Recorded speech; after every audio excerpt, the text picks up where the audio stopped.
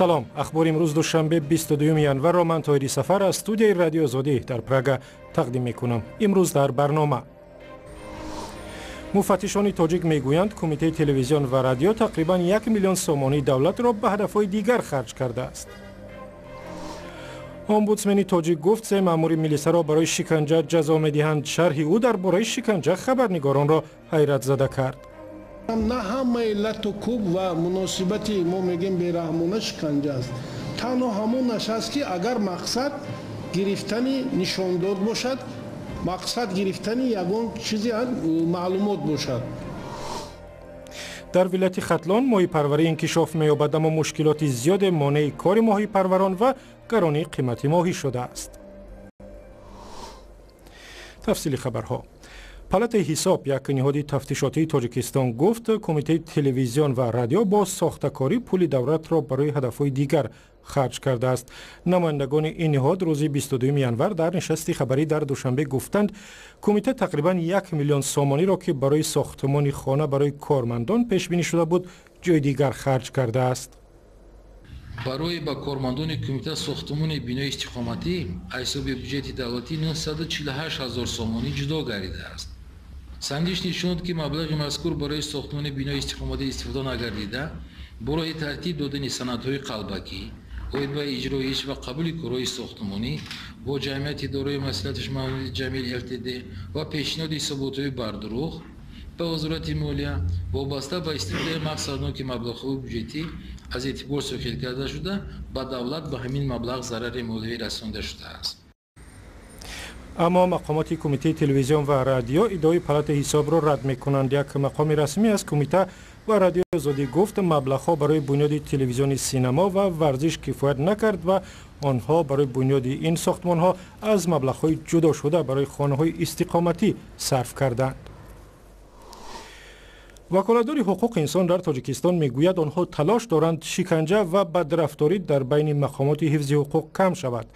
зариф ализода омбудсмен рӯзи 22 январ дар як нишасти хабарӣ мисол овард ки чанд афсари милисаро дар Тоҷикистон маҳз барои бадрафторӣ ва муносибати бад ба ҷиноят ба ҷавобгарии ҷиноятӣ кашиданд. ва шодмон ятим дар нишасти хабарӣ омбудсмен буд. тамоми он шахсоне ки боздошт мешаванд.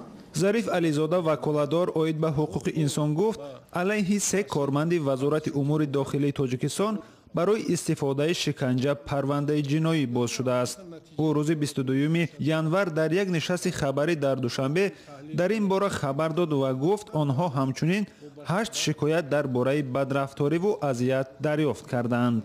ман як чиза қайд кардани ҳастам, на ҳамаи лату кӯб ва муносибати мо мегем бераҳмона шиканҷа аст. танҳо ҳамонаш аст ки агар мақсад гирифтани нишондод бошад, мақсад гирифтани ягон чизи маълумот бошад, ё нисбати худи шахсе ки вай боздошта, ё нисбати наздикони вай. мақсад ин чизи, аммо фақат лату кӯб бошад, ин шиканҷа намешавад. ваколатдор оид ба ҳуқуқи инсон мегӯяд на дар ҳама ҳолат шикоятҳо дар бораи шиканҷа исбот мешаванд, вале борҳо боздоштшудаҳо ё наздиконашон аз муносибати бераҳмонаи кормандони мақомот ҳангоми боздошт ё тафтишот бар расонаҳо шикоят кардаанд. шикояте ки ба мисли ин сокини ноҳияи Ёвон ҳамеша ҷавоби рад гирифтааст.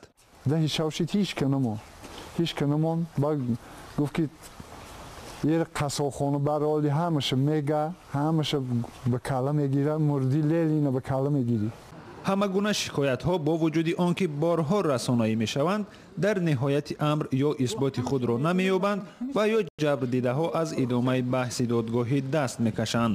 ваколадор оид ба ҳуқуқи инсон мегӯяд аз се пулисе ки бо шиканҷа муттаҳам мешаванд, 2 нафар аз маъмурони пулиси вилояти Хатлон ва яке дигар аз шӯъбаи корҳои дохилии ноҳияи Синои пойтахт мебошанд. аммо зариф ализода нагуфт ки онҳо дар кадом ҳолат аз шиканҷа истифода карданд.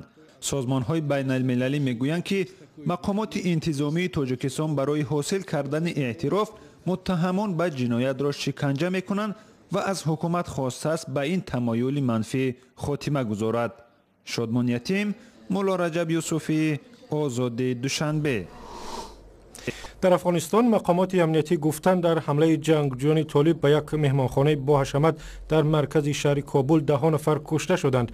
با مقامات امنیتی افغان 12 ساعت لازم شد تا جنگجویان را که وارد مهمانخانه اینترکانتیننتال شدند و به مهمانان حمله کردند نابود کنند. خیرمان بقازاده گزارش می‌دهد.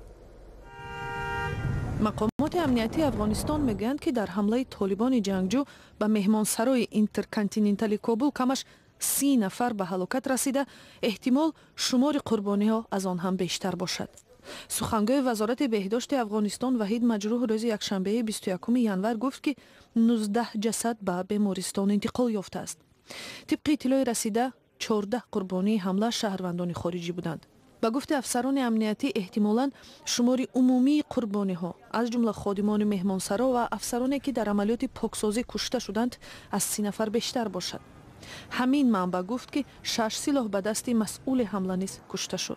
بعضی رسانه ها شمار مسئولان حمله را به 5 نفر و شمار عمومی قربانی ها را به 40 نفر برابر می کنند. شام شنبه 20 ینور جنگجویان با لباس نظامی به مهمانسرای با حشمت پایتخت افغانستان حمله کردند.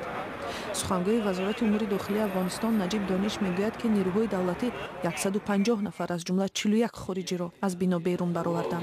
یک دلیلی که عملیات طولانی شد، البته که شما میفهمین که این هتل یک به یک باید اتاقایش کنترل شود، باز میشد و ما با دقتی را باید پیش میبردیم و هتل هم از سکیوریتی خاص برخوردار است. دروازه‌ایش اکثرش توسط کارتا قلف میشه و بسیار مشکل است که در وقت شب آدم به یک بارگی در یک ساحه عملیات طوری که لازم است انجام بده.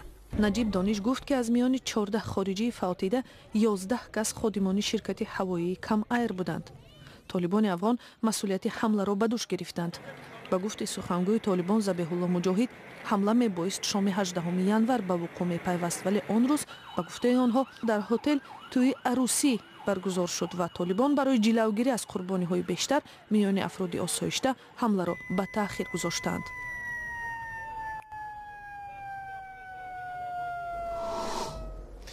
در یک گوشه بیابانی مرزی قزاقستان و چین انباری عظیمی می‌سازند که قرار است از آن مال‌های چینی به اروپا و روسیه و دیگر کشورهای آسیای مرکزی صادر شود.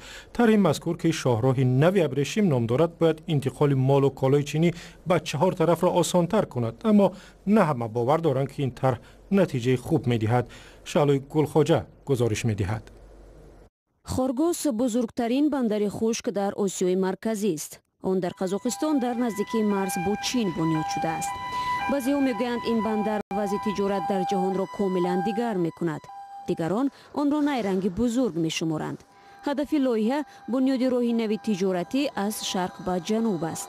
مثلا مال و کالا مثل کامپیوترهای نوترین از چین به اروپا طریق خشکی تیزتر میرسند.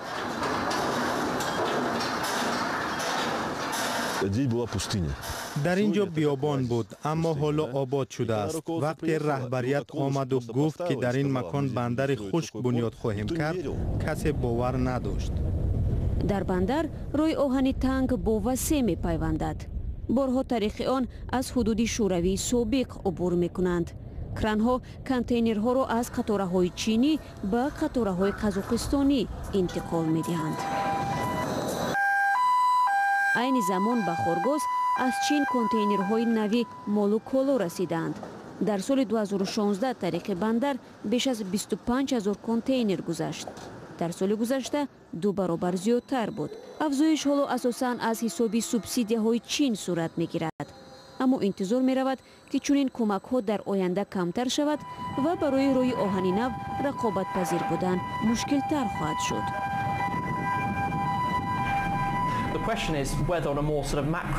مسئله سر اعتماد بخش بودنی سرمایه گذاری است. بیشتری ها میگویند چندان قابل باوری نیست و همه این تا یک اندازه خوفناک است.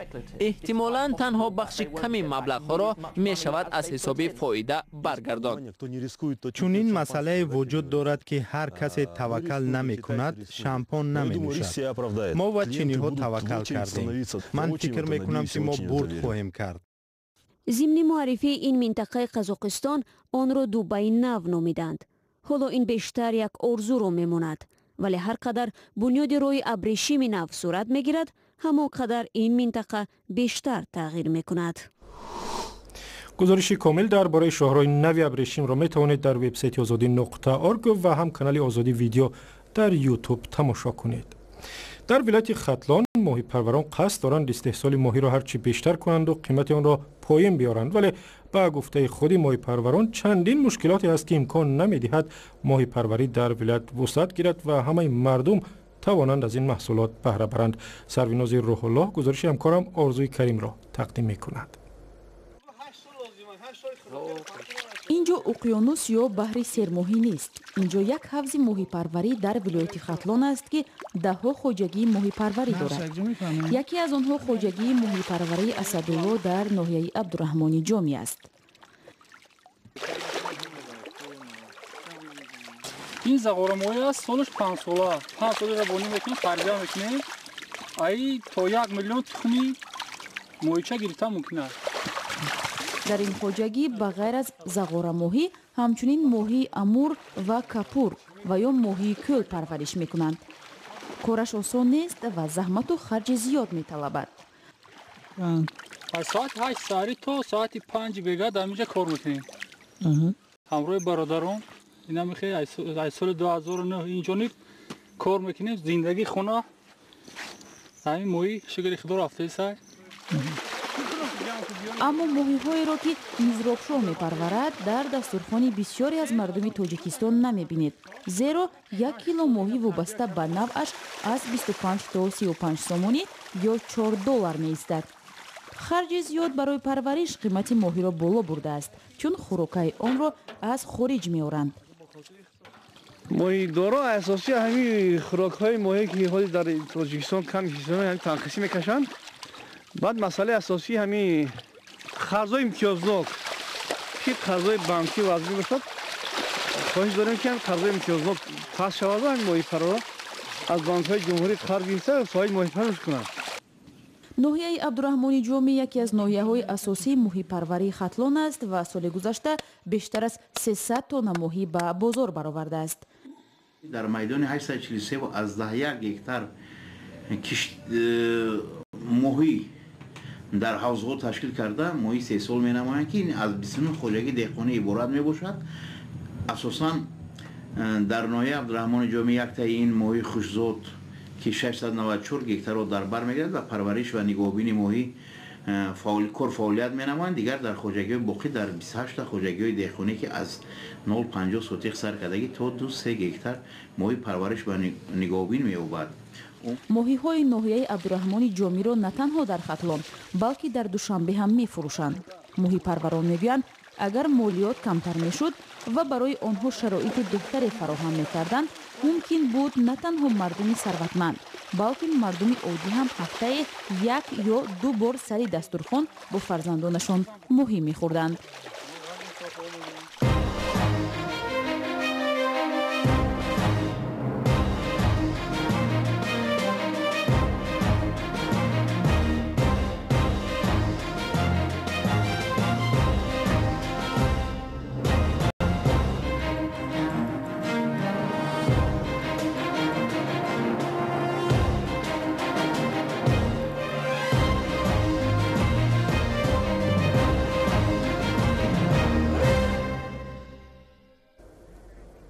برنامه را با اخباری تاجیکستان ادامه می‌دهیم. طبیبان در ولایت سوغد تلاش دارند جان یک مفتش را نجات دهند که به گفته مقامات انتظامی خواسته است خود را بکشد.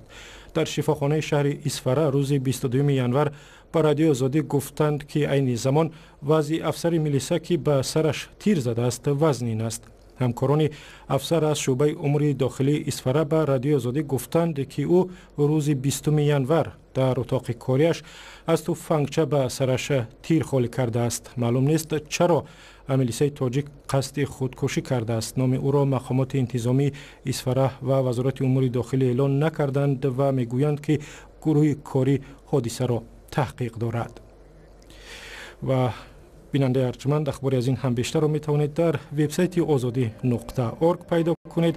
در فیسبوک ما را با نام رادیو آزادی می یابید. در ادنا کلاسنیکی نیز گروه رادیو آزادی هست. با ما بپیوندید، خبرها را ببینید.